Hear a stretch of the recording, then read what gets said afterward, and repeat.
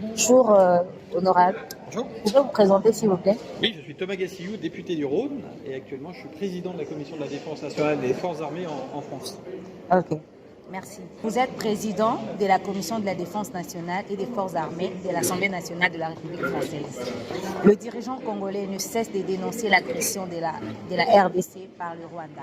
Quelle est la position du Parlement français face à cette situation? Alors, le Parlement français n'a pas encore étudié cette situation dans le détail. En tout cas, le président de la République est très mobilisé pour faire en sorte que les présidents se parlent entre eux et que ce qui se passe dans l'est du pays s'arrête. Notamment lors la dernière réunion à l'Assemblée générale de l'ONU, il a organisé une réunion entre les présidents pour que le dialogue se fasse et que la situation se stabilise à l'est. Ok, merci. La deuxième question, cette sixième conférence du REPAM-CIS a pour thème le dialogue sécuritaire Afrique-Europe. À l'ère d'une nouvelle géopolitique, comment la France doit-elle accompagner l'Afrique? Alors ça, c'est une grande question. Je me demande si le terme accompagner l'Afrique, c'est le bon terme, parce que finalement, on est aujourd'hui dans un dialogue d'égal à égal, et donc finalement, il n'y a pas un accompagnateur et quelqu'un qui est accompagné.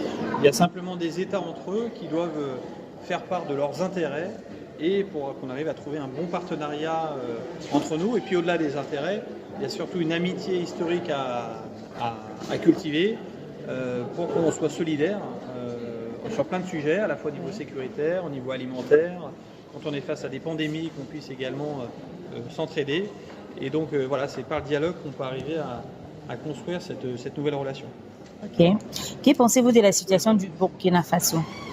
Alors, la situation au Burkina Faso, elle est compliquée. Enfin, il y a encore eu une réplique d'un coup d'État qui avait déjà eu lieu.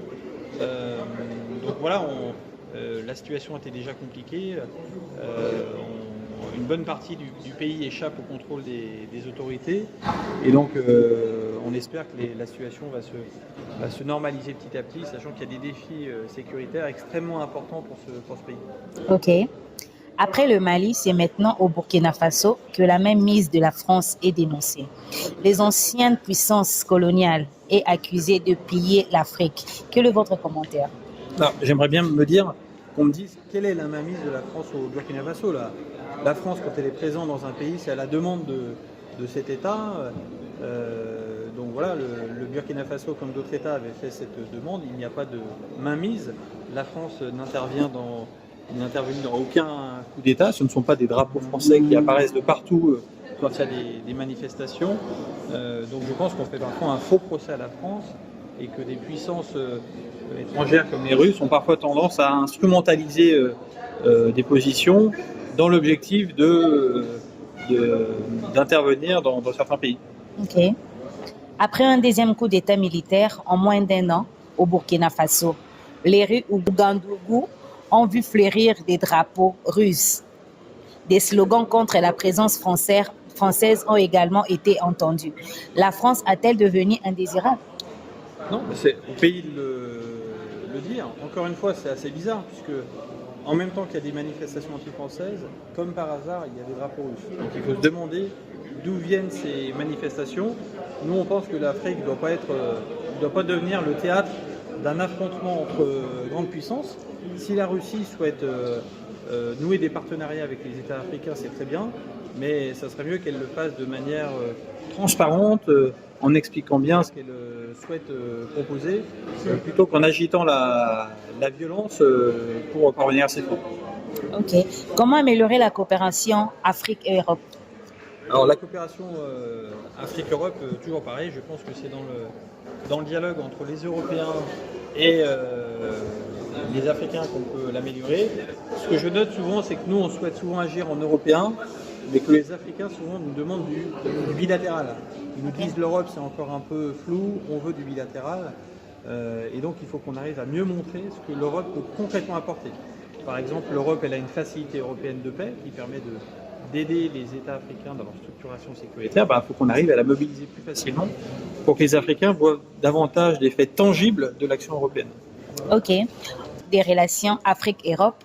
Pensez-vous que pour cette fois-ci, ces partenariats sera gagnant-gagnant si on sait déjà que les Africains en général vivent sous le partenarialisme en outrance les États européens que nos présidents ne font pas le poids face aux Européens? Ah, sur cette question du partenariat déséquilibré, je pense que ça a pu être vrai dans le passé, mais qu'aujourd'hui, c'est bien un partenariat gagnant-gagnant qu'il faut établir. Et c'est aux Africains de dire finalement quels sont leurs intérêts, quelles sont leurs demandes, pour qu'on établisse des partenariats qui seront gagnants pour tout le monde. Ok. Avez-vous un message particulier à lancer aux pays, aux États qui ne sont pas encore membres du REPAM?